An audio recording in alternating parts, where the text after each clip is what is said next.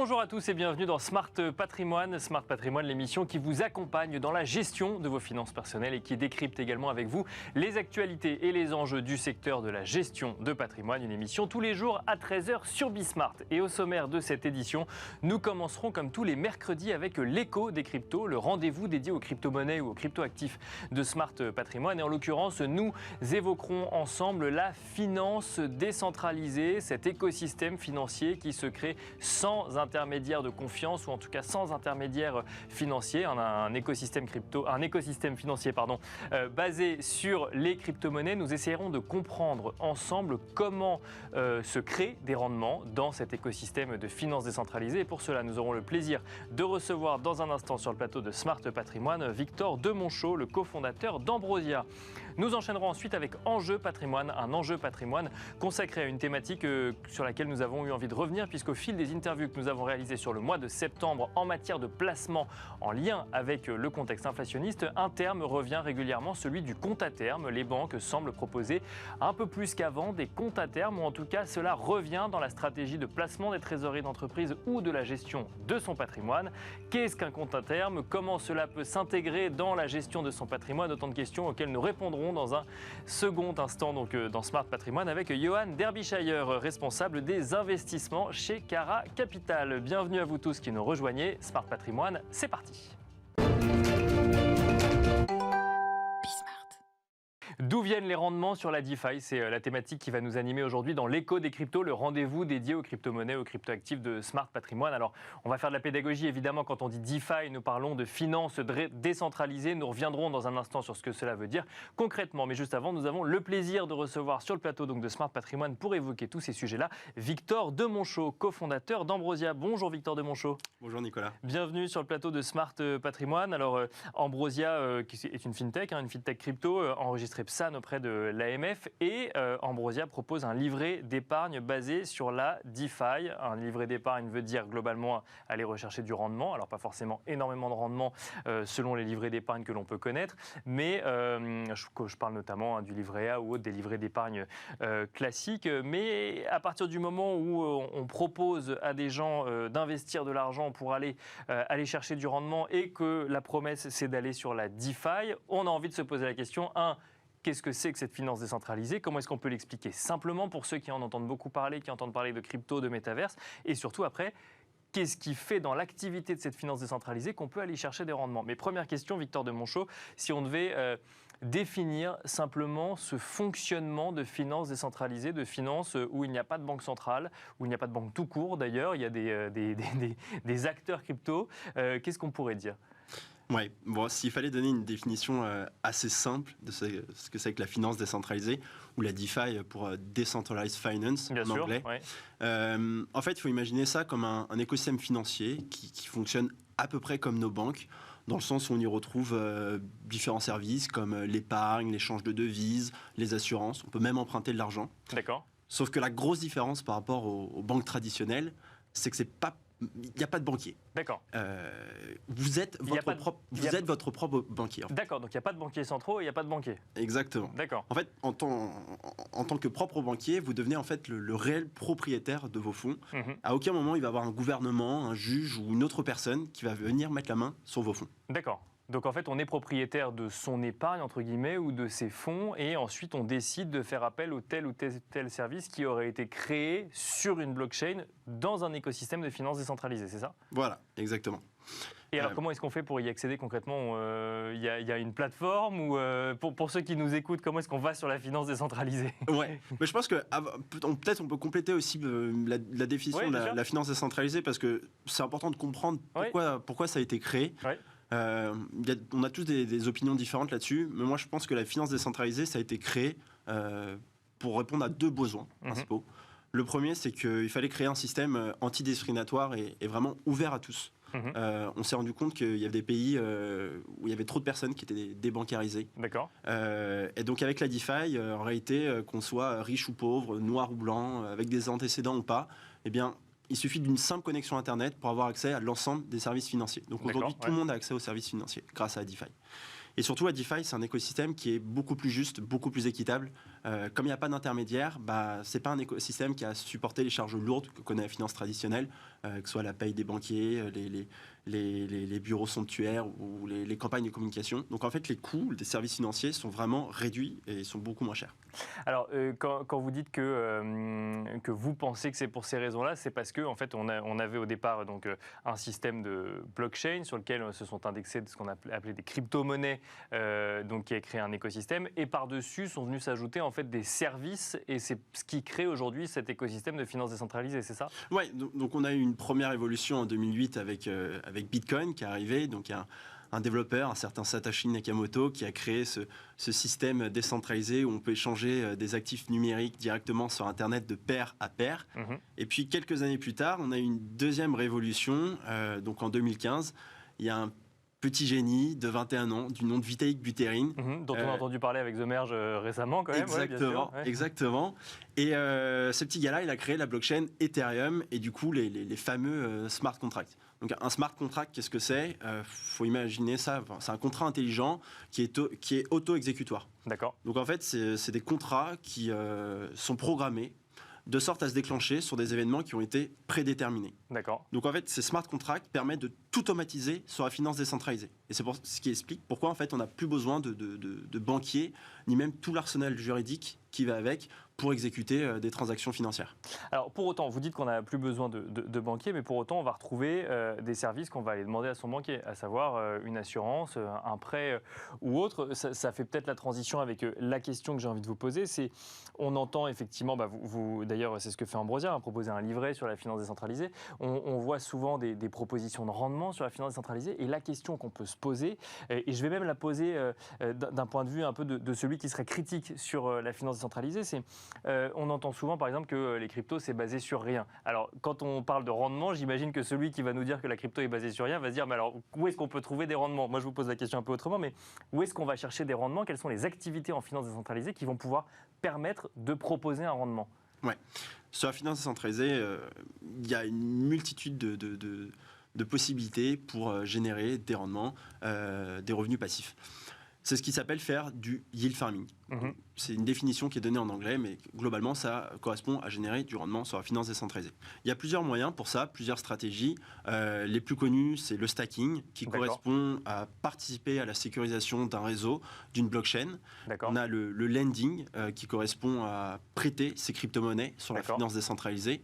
On a le liquidity providing qui correspond à apporter des liquidités sur un protocole de finance décentralisée, etc. etc. Et puis, alors, il y a d'autres, non, il y a d'autres façons. Non.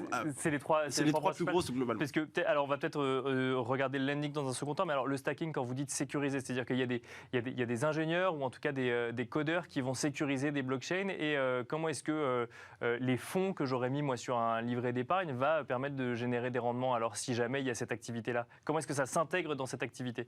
Alors, vous parlez de The Merge qui est intervenu encore il y a une petite quinzaine de jours. Donc, en fait, on a la blockchain Ethereum qui est passée de la preuve de travail, le proof of stake, à la preuve d'enjeu, le proof... du proof of work au proof of stake, exactement. Du proof of work au proof of stake.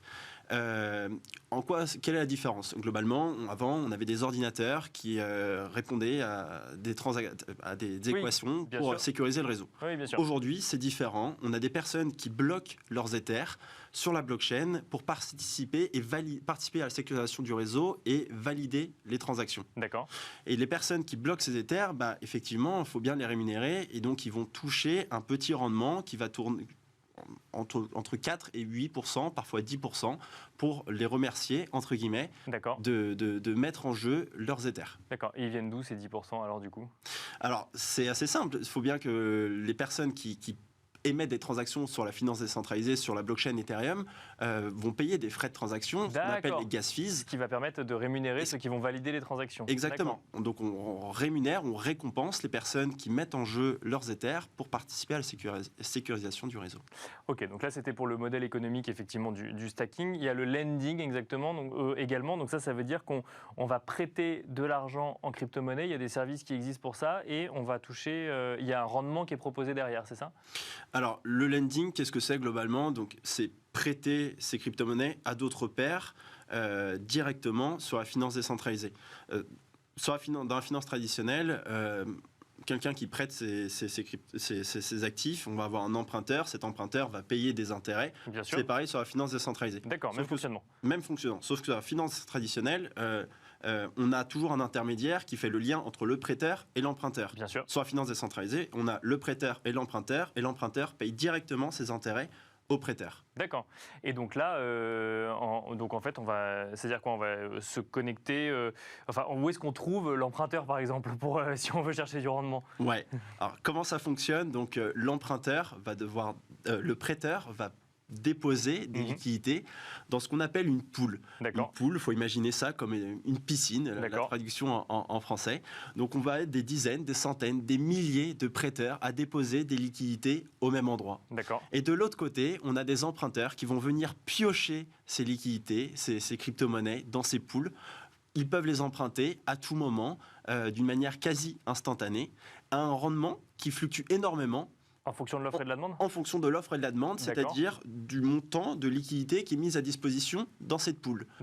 Moins il y aura de liquidité, plus le taux sera élevé, plus il y aura de liquidité, plus le taux d'emprunt sera faible. D'accord, ok. Donc en fait, on va quand même centraliser là où on va emprunter et où on va prêter l'argent, mais ce ne sera pas via un intermédiaire, en fait, c'est ça? Exactement, c'est un bon schéma. On centralise en effet les fonds des utilisateurs de la finance décentralisée, mais on n'a pas un organe centralisateur qui est derrière, parce que tout ça se fait directement sur des smart contracts, des lignes de code qui sont open source, que tout le monde peut consulter sur Internet. Mais alors, question toute simple, je reprends un exemple de finance traditionnelle, j'emprunte, mettons, sur 25 ans à 2%. Comment est-ce que je fais pour définir s'il n'y a pas d'intermédiaire, que je vais prêter de l'argent sur 10, 20, 30 ou 40 ans, et à l'inverse, que ça correspond à la demande de celui qui veut emprunter? Déjà, je pense qu'avant de parler d'emprunt, du fonctionnement de l'emprunt, il faut comprendre comment c'est possible en fait de prêter de l'argent à un tiers inconnu sur la finance décentralisée. Parce que, à l'inverse de la finance traditionnelle, personne ne va venir toquer à votre porte. S'il ne rembourse pas? S'il ne rembourse pas. Bien sûr, oui, bien sûr. Il faut bien trouver un moyen de s'assurer que l'emprunteur va rembourser à la fin les dettes et les intérêts. Et pour ça, on a mis en place le concept de collatéral. Un collatéral, il faut imaginer comme c'est une caution que conserve la blockchain tant que les dettes et les intérêts n'ont pas été remboursés par l'emprunteur. Le collatéral, il faut savoir qu'il est toujours au moins égal à 100% de la valeur du montant emprunté. Donc on peut emprunter, en fait, on ne peut emprunter que le montant qu'on a déjà en stock, c'est ça, quelque part? C'est un petit peu ça. Quelqu'un qui veut emprunter l'équivalent de 1000 $ en crypto-monnaie, eh bien, il doit déposer au moins 1000 $ en crypto-monnaie en collatéral. D'accord. Ouais. Donc il est obligé de les avoir en crypto-monnaie pour le coup. Oui. En crypto-monnaie, parce que sur la finance décentralisée, à aucun moment on parle de monnaie fiduciaire, d'euros, de dollars, de yens ou autre. Tout se fait en crypto-monnaie. Et alors, un mot peut-être sur la durée. Comment est-ce qu'on fait, comment est-ce qu'on crée une adéquation entre offre et demande s'il n'y a personne qui tranche à un moment pour dire, bon, bah, par exemple, ça c'est sur 10 ans, ça c'est sur 20 ans, et voilà le taux. Alors, le taux, non, vous avez expliqué comment ça fonctionne. Alors, c'est juste peut-être en fonction des durées. Comment est-ce qu'on crée une adéquation à ce niveau-là? Alors, le taux, une nouvelle fois, il fluctue énormément. Il est actualisé constamment. Tout dépend des plateformes. Ça peut évoluer à la seconde, à la minute, à l'heure. Mais globalement, ça se fait vraiment de manière quasi instantanée, cette évolution du taux, et il fluctue ce taux en fonction de la quantité de liquidité qu'on a dans cette pool. Moins on aura de liquidité, plus l'emprunteur paiera cher, plus on aura de liquidité, moins il paiera cher. Concernant la durée de l'emprunt, eh bien, il faut savoir que sur la finance décentralisée, à aucun moment la personne a les mains liées, il ne s'engage pas sur une durée de 5 ans, 10 ans, 15 ans, 20 ans ou 25 ans. C'est des emprunts qui sont d'une manière instantanée, et il peut rembourser quand il le souhaite. D'accord, les dettes. Oui, d'accord. Okay. À partir du moment où il souhaite récupérer son collatéral, eh bien, il rembourse les dettes. S'il ne rembourse pas les dettes, il ne peut pas récupérer son collatéral. Alors, il y a d'autres manières de créer du rendement, mais on n'aura pas forcément le temps d'en parler dans cette interview. Un mot quand même sur les risques associés à ça. Quand on parle de rendement, j'aime bien parler de risques. Alors, on n'a pas cité de montant de rendement, mais on va quand même parler de risques. Qu'est-ce qu'on pourrait dire sur est-ce que c'est risqué aujourd'hui d'aller chercher du rendement en finance décentralisée? Ouais. Il faut savoir que la finance décentralisée, c'est un écosystème qui est jeune, qui comporte des risques technologiques. Le plus connu, c'est les risques qui sont liés au smart contract. La finance décentralisée, c'est un écosystème qui a énormément évolué sur les deux dernières années. On avait plus de 200 milliards de dollars de capitalisation sur cet écosystème. Donc, bien sûr, ça attise des convoitises de certaines personnes malveillantes, des pirates informatiques qui s'amusent à identifier les défaillances, les potentielles défaillances de smart contracts pour venir y dérober les fonds qui sont stockés dessus. Donc, on a vu des hacks de smart contracts de plusieurs centaines de millions de dollars. Donc, effectivement, il y a un risque technologique. Il faut le comprendre, et pour les néophytes des crypto-monnaies, c'est pour ça que la finance décentralisée n'est pas forcément le meilleur moyen pour aller générer du rendement quand on n'y connaît rien. Il faut se former, commencer par des petits montants, et normalement, avec le temps, ça se passera bien. Merci Victor de Monchaux d'être venu sur le plateau de Smart Patrimoine nous détailler un petit peu le fonctionnement de la finance décentralisée sur un temps aussi court. On aurait pu en parler pendant des heures, mais on a un temps qui est imparti. Merci beaucoup. Merci Nicolas. Je rappelle que vous êtes le cofondateur d'Ambrosia, et quant à nous, on se retrouve tout de suite dans Enjeu Patrimoine.